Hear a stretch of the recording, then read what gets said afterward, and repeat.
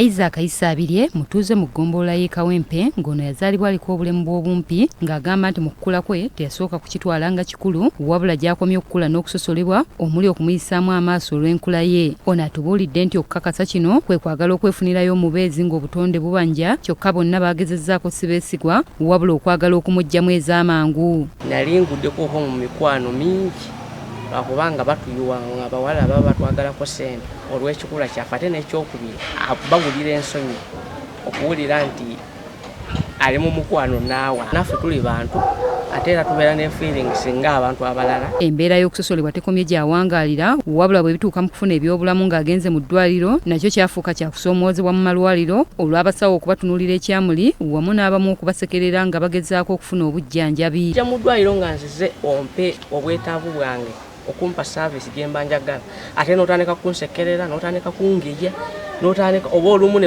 bava nawo ne bakulekawo. Isabirye akiikiridde abantu bangi abalina obulemu obw'enjawulo omuli obw'amagumba, obw'omugongo, enkizi, obulemu bw'obumpi n'obulala nga bangi bayita mu kusoomoozebwa kwe kumu. Tukya n'ogenda mwaga amalwaliro agali public agalimu abantu abangi tugenda mu malwaliro ge batumanyi just bw'okulidde nga bakumanyi. Mu malwaliro gano agatuli okumpi Health Center 2, 3, 4 twesanga nga teri ba specialists abamanyi ebintu ebikwata ku spinal injury.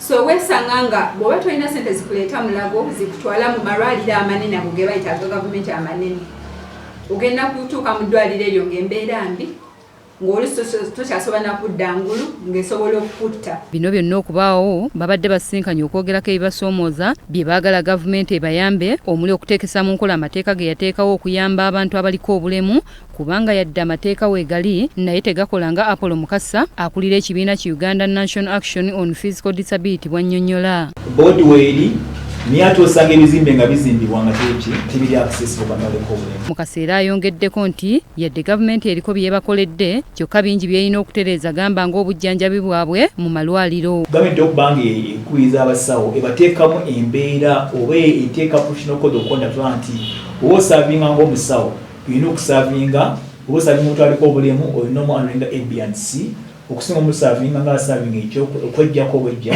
Ng'eggwanga liteekateeka okwefumiitiriza ku lunaku lwa Mukenenya bano basabye gavumenti okubateeka mu nteekateeka zaayo kubanga akawuka ka Mukenenya tekasosola balina bulemu era bangi ku bannaabwe baalwala nga beetaaga kufiibwako. Abantu abamu balina pasifenti abantu abaliko obulemu tetwetaaga bintu byala